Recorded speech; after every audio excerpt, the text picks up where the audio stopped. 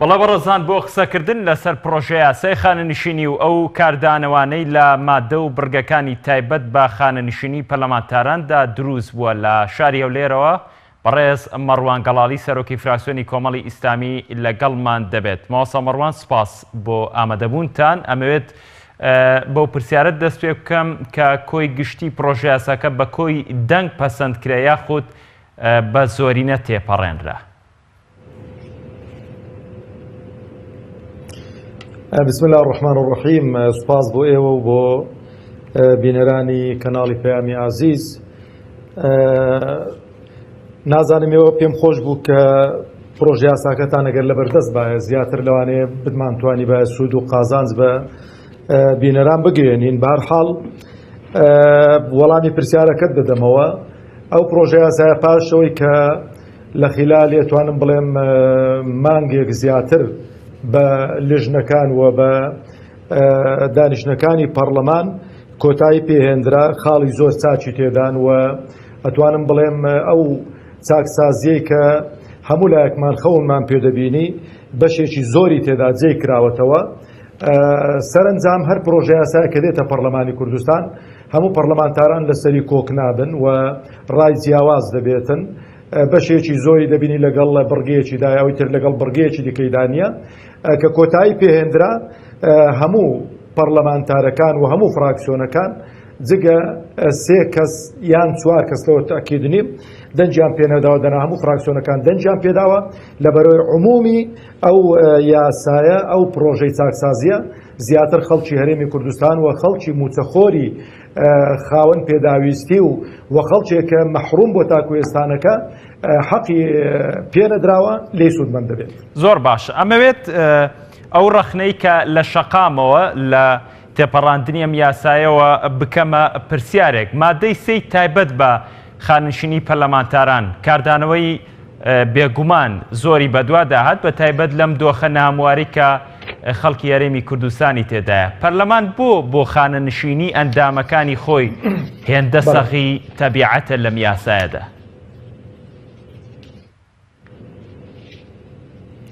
وەڵام بخوازیارم پێشەوەی کە خەڵک قسە لەسەر ئەو پرۆژەیە بکا بخوێنێتەوە و لە بەردەستی بێتەنە. من مادەی سێت بۆ دەخوێنمەوە. مادەی سێ جارێ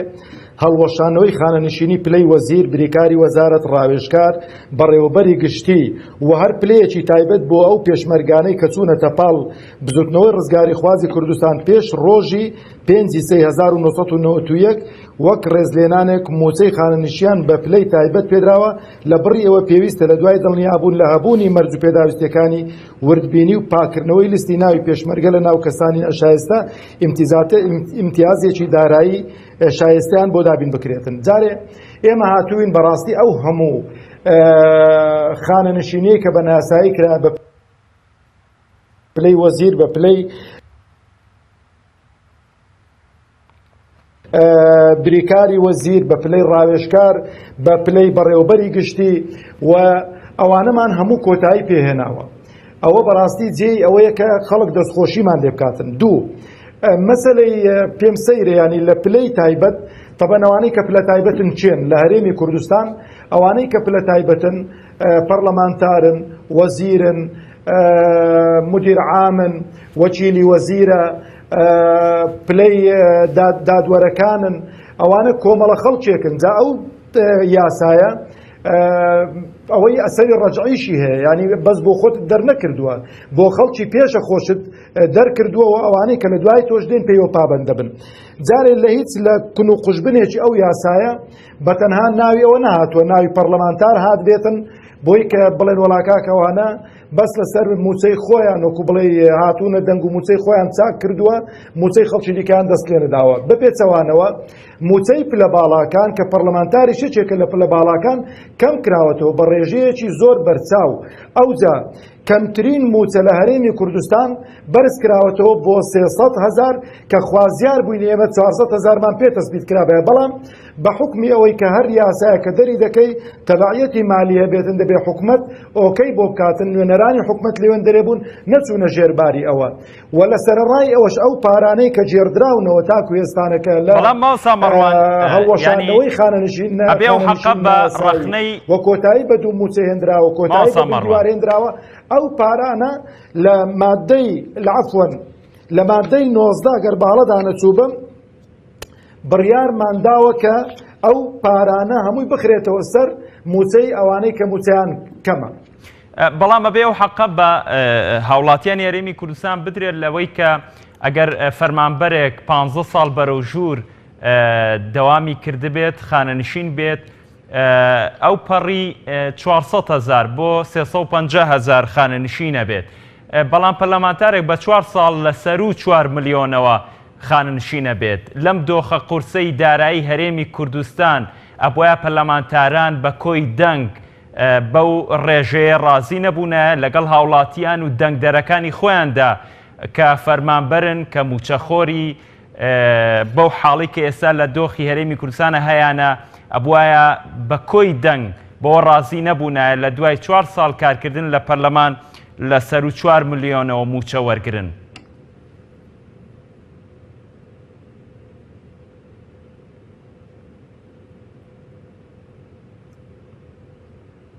من ناحەقی هەوڵاتیان ناگرم نادادگەریەکی زۆر هەیە لە مەسلەی موچە لە مەسلەی خانەنشین من نهاتوم لێرانە بەرگری لە پەرلەمانتار بکەم ئەمە لێرە هەندێک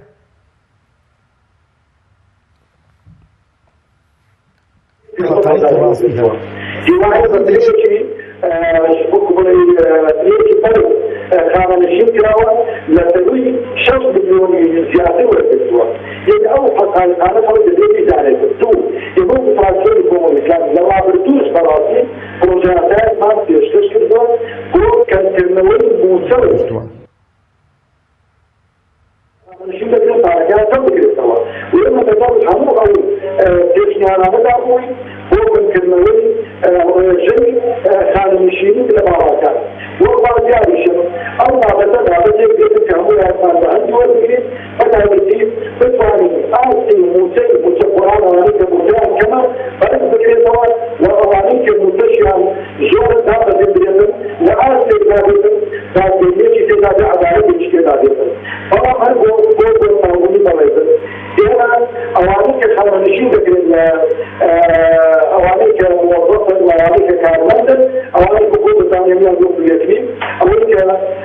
هەمووی خاڵی بۆ دانراوە ئەوەی کە زۆرترین خاڵ بۆ کاتەوە موچەکەی بەرز دەبێتەوە بەڵامکردنەوەی کە خاڵی کەمن موچەکەی لە 300,000 کەمتر نابێت.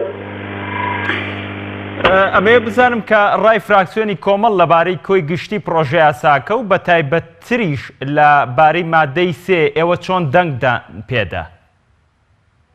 پرۆژە یاساکە پرۆژە یاساکێکی باشە وپرۆژە یاساکە بەڕاستی توانێت بڵێم کوێستانەکە لە تەمەنی پەرلەمانی کوردستان پرۆژە یاسای ئاوان هاتووەتە پەرلەمانی کوردستان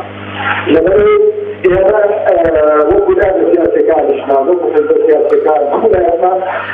دیارە بەداوای لێبوردنەوە کە وێنە و دەنگی ماوەسا مەڕوان باش ناگاتە لای ئێمە بۆی سوود لە گفتوگۆکەی نێوانمان وەرگرین هاوکارانم تا ئەو گرفتە چارەسەرەکەن ئەگەڕێینەوە بۆ پێشکەشکردنی هەواڵەکان. بەڵە بەڕێزان دووبارە دەگەڕێینەوە لای بەڕێز مەڕوان گەڵاڵی سەرۆکی فراکسیۆنی کۆمەڵی ئیسلامی لە پەرلەمانی کوردستان کە لە سۆرانەوە لەگەڵمان دەبێت. ماوەسا مەڕوان ببوورە کە بۆی هەڵەیەکەوە نەمانتوانی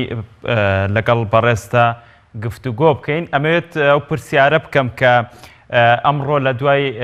پەسەندکردنی پرۆژە یاساکە بەشێک لە فەرمانبەران، بەشێک لە موچەخۆران، بەشێک لە پارێزەران، بەشێک لە چالاکوانانی مەدەنی هاتنە بەردەم تەلاری پەرلەمان ڕەخنەیان لە پرۆژە یاساکە کرد و بەشێک لە زیندانیانی سیاسی شەر ڕەخنەیان هەبوو و گربوونەوەی ناڕزایەتیان ئەنجامدا. بە تایبەت ئەمەوە پرسیارە بکەم کە ئەوان گلەیان لەوە هەبوو کە دەستکاری پرۆژە یاساکەیان کردووە بەڵام لە قازانجی خۆیان دوجار شکاندویانەتەوە لەوەی کە موچەی باشیان بۆ خۆیان لە دوای تەواوبوونی کاریان لە پەرلەمان کە خانشینە بن موچەی باش وەرەگرن بەڵام فەرمانبەران موچە خۆران هاوتانین بەوەی کە ئێوە وەکو پەرلەمانتاران بەوە ناوزەند دەکرێت کە ئێوە لە خەمی هاوڵاتیانان بەڵام بۆچی لە خواستی خۆتاندا موچەی باشتان بۆ خۆتان قەرار داوە؟ وەڵای من خوازیارم ئەو برایانە ئەو خوشکانە هەر کەسێک کە ڕەخنە لەو پرۆژەیە دەگرێتن پێشەوەی کە ڕەخنە بگرێ بیخوێنێتەوە باشە چونکە ئەو پرۆژەیە خاڵی زۆر باشی تێدان و شتێکی باش کراوەوە لە پێشەوەی کە خەلەلەکە دروست بێتم تاکو ئێستانەکە لە تەمەنی پەرلەمانی کوردستان هیچ پرۆژەیەکی واچاک نهاتوە بۆ پەرلەمانی کوردستان بۆی کە دەست بۆ ئەو سەکتەرانە بباتن چاکسازیان تێ بکاتنەوە. خوازیارم لە داهاتوودا بە هەمان شێوە ئەو چاکسازیانەی کە دەستمان داوەتێ بتوانین لە سەکتەری نەوت و لەوانش ئەو چاکسازیە بکەین. جارێ مەسلەی موچە و دەرماڵە و خانەنشینی پەرلەمانتاران لێرانە هیچ بەناو نەهاتووە یانەوەتە ئێمە لە ڕابردوو لە خولەکانی دیکە موچەی پەرلەمانتار و خانەنشینی پەرلەمانتار وانە دیاری کراوە ئێمە هاتووین کەممان کردوتەوە لەو خولەدا کە کەممان کردوتە دەستمان بەوە بردو بەڕاستی.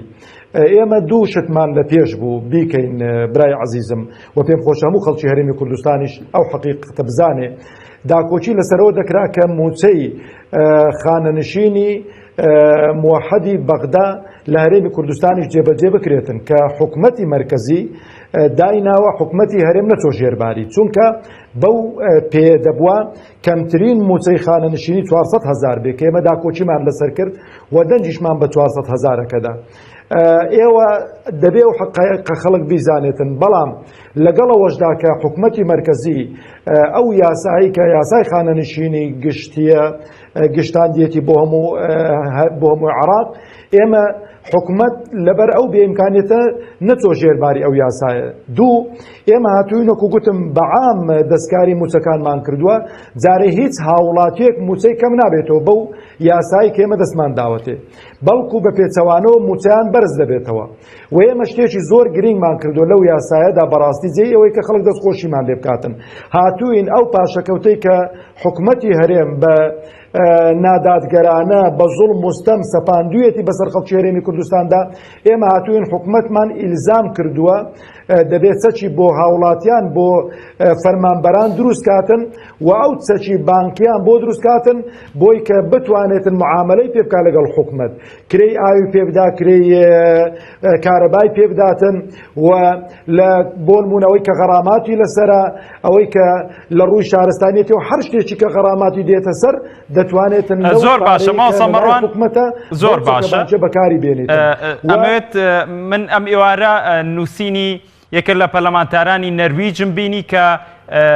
ینی لە پرسیاری یەکێک لە ڕۆژنامە نووسەکان ئاڵێ ئێوە لە دوای تاوابوونی خولەکەتان خانەنشین نەکرێن بە پارەی باش وتی خانەنشین هەر نییە لەوێ بەڵکو لە دوایەوەی کە خولی پەرلەمان تەواو بێت تۆ کارەکەت تەواو بێت لە پەرلەمان ئەبێ بڕۆیتەوە سەر ئیشەکەت جا ئیشەکەت ئەهلیە یان حکومیە ئەبێ بڕۆیتەوە سەر ئیشەکەت و هیچ پارێک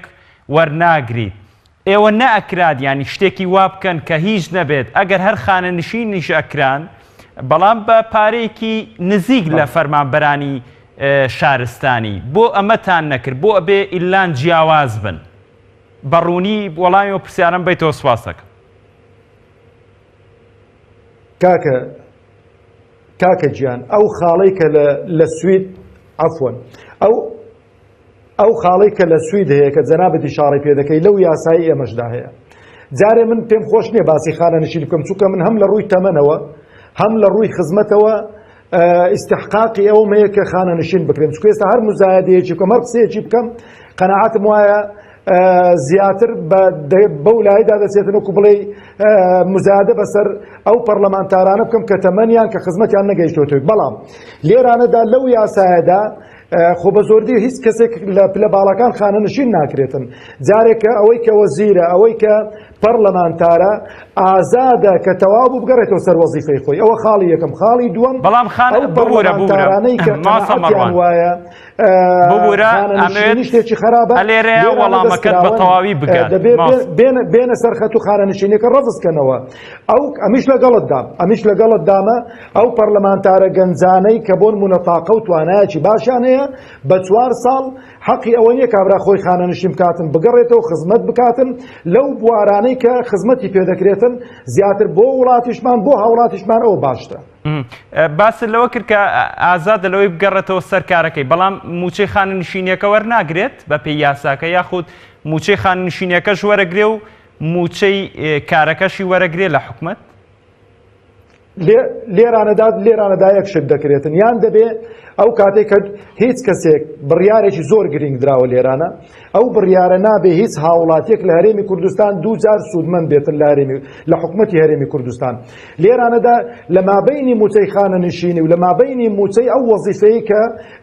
پەیڕەوی دەکا بۆ نمونەکە ئوستازی جامیعەیە لەوێن دەرێ دەوامەکەی خۆی دەکات لە فەرمانگەیەکی دیکە دەوام دەکاتن یەک موچە وەردەگرێتن ئەو کاتەی بەڵام لە ئیشکردنەکەدا نابڕێتن و بەردەوام ئیش دەکاتن خزمەتی هاوڵاتیانی وڵاتەکەی خۆی دەکات. زۆر باش وەکو کۆتا پرسیارم ئەمەوێت ڕای فراکسیۆنی کۆمەڵی ئیسلامی بە کۆی گشتی پرۆژە یاساکە بزانم ئێوە لە چ بەرگەیەکدا ڕەخنەتان هەبوو و پرۆژەی خۆتان هەبووە لەسەری و بەتایبەت لەوەی کە ئێستا شەقام گلەیی تەواوەتیان بەبێ جیاوازی لە پەرلەمانتارانە ئێمە بزانم کە ئێوە ڕوونکردنەوەتان بۆ شەقام چییە لەوەی کە ئایا ئێوە لەگەڵی بوون بە کۆی گشتی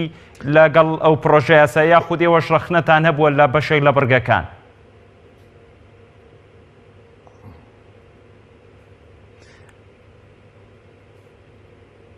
هیچ سیاسایەک نایەتە پەرلەمانی کوردستان لە ئەلفەوە تایە ئەتو بە هەمووی ڕازی بیان هەمووی ڕەفزکەیەوە. مستحیل ئەوەی کە پەرلەمانتاری کردبێ ئەوەی کە ئیشی پەرلەمانتاری کردبێتن. ئێمە عەلعوموم ئەو یاسایەکی زۆر باش بوو. ئەتوانم بڵێم لە 98 ئەو یاسا لە بەرژەوەندی خەڵکی هەرێمی کوردستاندا بووە. تێبینیشمان لەسەر 2 فەقەڕەی هەبوو. تێبینیمان لەسەر خانەنشینی پلە باڵاکان هەبوو خوا زیار بووین کە خستمانە ڕۆژ قسەشمان کرد کەمتر باە لەو ڕێژەیەکە ئێستا هەیە و تێبینیشمان لەسەر کەمترین موچەی موچە خۆرانی هەرێمی کوردستان بوو کە خانەنشین دەکرێت لە جیاتی 300 ئێمە ڕێیمان لەگەڵ 400 بوو بەڵام بە خۆت دەزانی کاری پەرلەمانی وایە یعنی ئەوەی کە تو جاری وایە پێت خۆشە دەنگ نایێنێ و وەکو فراکسیۆنی کۆمەڵی ئیسلامی ئێمە تێبینیمان نەک لەسەر خانەنشینی تێبینیمان لەسەر موچە زۆری پلە باڵاکانی شەیە کە پرۆژەشمان بۆ پێشکەش کرد بوو لە ڕابردوو کە ئەو موچەیە کەم بکرێتەوە و خانەنشینیەکەش کەم بکرێتەوە بەڵام عەلعوموم پرۆژەیەکی چاکە لە 98 فراکسیۆنی کۆمەڵی ئیسلامی پێی ڕازی بۆ شتێکی باشە و لە بەرژەوەندی و لە سوود و قازانجی خەڵکی هەرێمی کوردستاندا بووە و ئاخر قسەشم بۆ ئێوە ئەو پارەیە کە لەو چاکسازەی دەگەڕێتەوە هیچی ناچێتەوە بۆ خەزێنەی حکومەت هەتا من پرسیارێکم ئاراستەی وەزیری دارایی کرد کە ئەو پارەی دەگەڕێتەوە دەبێ بڕەکەی بهێنرێتەوە پەرلەمانی کوردستان و دەبێ ئەو پارەیە هەمووی زیاد بکرێتن بۆ سەر موچە خۆرانی هەرێمی کوردستان بۆی موچەکەیان زۆر باشە. ئێوە لەو ڕێژەی کە بەڕێستان باسان کرد لە ڕێژەی لە 98ەکە بە خاننشینی پەرلەمانتارانیش ڕازی بوون بەو بڕەپارەیە؟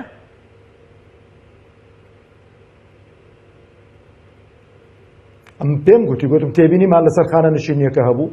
تێبینیمانە بوو کە خوازیارین کە کەمتر باید چونکە هیچ فەقەڕەیەک نەهاتووە ئاگات لەو خاڵەی هەبێ هیچ فەقەڕەیەک نەهاتووە بڵێ کاکە ئێوە لەگەڵ خانەنشینی پەرلەمانتاردانیاننا ڕێژەدان دراوە و وەکو گوتم ئێستا من هەر قسەیەکی بکەم ئەو قسەیە لەوانەیە بۆ خەڵکی دیکە مەسەلەن بەناو عیشیکەی بخوێن چکە من هەم لە ڕووی تەمەن هەم لە ڕووی خزمەتەوە خانەنشین دەکرێم بەڵام ئێمە خوازیار بووین کە ئەو ڕێژەیە کەمتر باە کەمترین ڕێژە بۆ پلە باڵەکان دانرابایە و زۆرترین ڕێژەش کە 400,000 بوو زۆربەی فراکسیۆنەکان لەسەری یەکدەنگ بوون ئەو ڕێژەیە بۆ نزمترین پلەی خانەنشینی دانرابایە ئەو تێبینیانەمانە بوون تێبینی وردیشمان هەبوون بەڵام ئەو تێبینیانە زۆر بەڵێ زۆر سپاس بۆ بەڕێز مەڕوان گەڵاڵی سەرۆکی فراکسیۆنی کۆمەڵی ئیسلامی لە ستودیۆکانمان لە شاری سۆرانەوە لەگەڵمان بوون سپاس بۆ بەڕێز.